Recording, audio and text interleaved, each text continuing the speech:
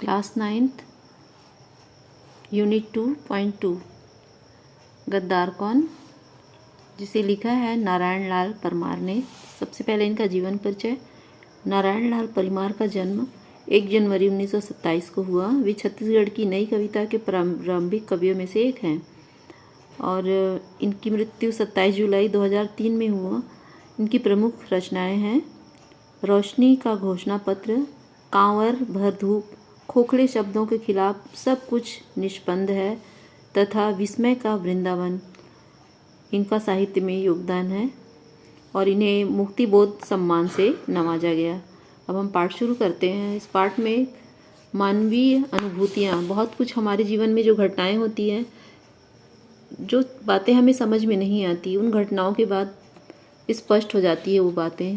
तो इस पाठ के माध्यम से लेखक ने यह बताया है कि एक राजा का बेटा जो स्वयं राजा जब बनता है तो भोग विलास में व्यस्त हो जाता है, उसे अच्छाई और बुराई का ज्ञान ही नहीं रहता है।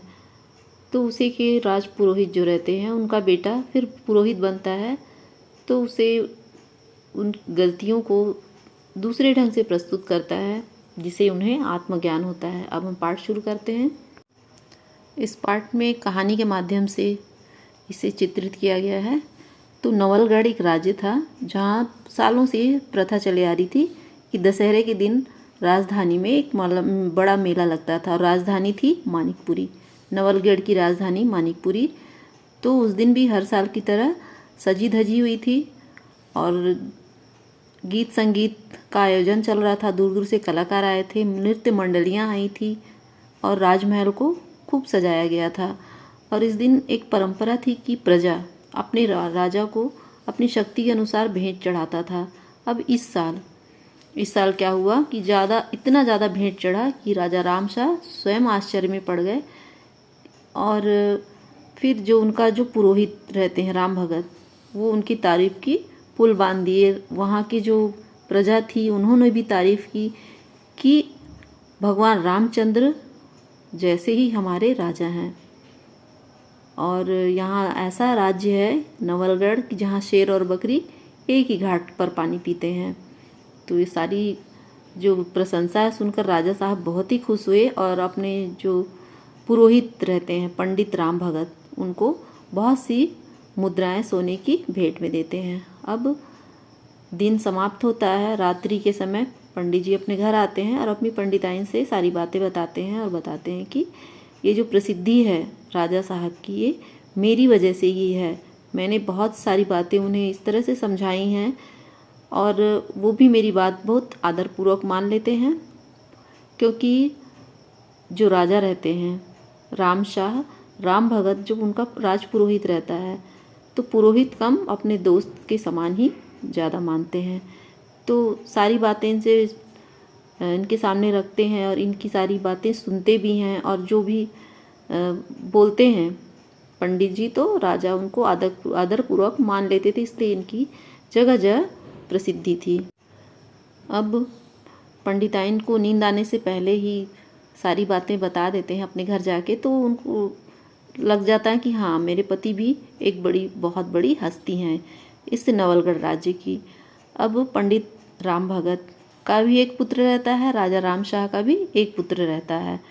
अब राम भगत को जब थोड़ा सा समय मिलता था तो अपने पुत्र को भी पढ़ाई लिखाई कराते और कुछ जीवन से जुड़ी हुई बातें भी उन्हें समझाते। उनको लगता था कि आज नहीं तो कल मेरा बेटा भी मेरी ही तरह राजपुरोहित बनेगा और राजा का बेटा ब्राह्मण कुमार, जो राजा का बेटा रहता राजपुत्र, वो भी राजा की जगह लेगा। अब समय आ जाता है तो राजा बूढ़े हो गए रहते हैं। अब उनका बेटा राजगद्दी संभालता है और पुरोहित का बेटा उस राज्य में पुरोहित की जगह लेता है। अब कहानी आगे बढ़ती है। अब दोनों युवा रहते हैं, युवावस्था में, तो दोनों के जो रहते हैं हाव भाव विचार दोनों के विपरीत रहते हैं।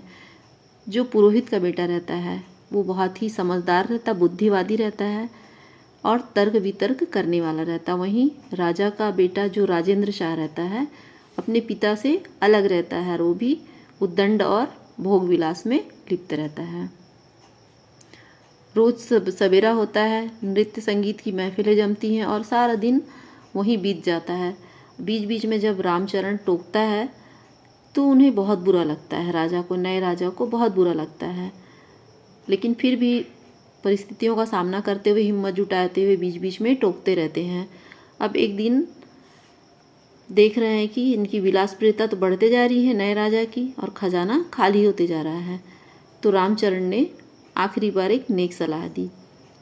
तो इसके एवज में क्या हुआ कि उन्हें अपनी नौकरी से हाथ धोना पड़ा। अब रामचरण जो पुरोहित का बेटा रहता है वो निराश नहीं होता, आसपास के गांव में शिक्षा का प्रचार करता है, प्रसार करता है और अच्छे अच्छे कामों में लगा देता है। वो दुखी नहीं होता है। अब धीरे धीरे जब प्रसिद्धि बढ़ने लगती है तो जो राजा के चमचे रहते हैं राजा को आके बताते हैं। उन लोगों को खलने लगता है कि यहाँ से तो निकाल दिए, फिर भी इसकी प्रसिद्धि बढ़ते ही जा रही है। तो राजा, जो नए राजा भी थे, वे कुछ सोचे समझे बिना बहुत ही गुस्सा होते हैं और उन्हें राजद्रोह के इल्ज़ाम में मृत्युदंड की सज़ा सुना देते हैं। सज़ा सुनकर जो राजपुरोहित का बेटा रहता है वो रामचरण, वो बोलता है कि ठीक है, मैंने तो अपनी शक्ति के अनुसार आपको बहुत सारी बतलाई हैं बातें, लेकिन अब मैं मृत्यु से पहले तुम्हें एक हुनर सिखा के जाना चाहता हूँ। क्योंकि मरने वाले की आखिरी इच्छा पूछी जाती है तो इसकी भी पूछी जाती है। तो बोलता है, मरने से पहले मैं एक बताना चाहता हूँ बात कि मोतियों की फसल कैसे उगाई जाती है। अब राजा जो नए रहते हैं वो आश्चर्य पड़ जाते हैं कि मोतियों की फसल भी क्या होती है। तो बोलते हैं ठीक है। तो 2 बीघा ज़मीन मांगते हैं और जो राजपुरोहित रहते हैं बोलते हैं कि किसी भी तरह की बाधा नहीं आनी चाहिए मेरे काम में, और अपने काम में जुट जाते हैं। तो अच्छी बीज का चयन करते हैं, गेहूं के बीज का, और उसे बो देते हैं। बोने के बाद कोपलें फूटती हैं और पौधे तैयार हो जाते हैं।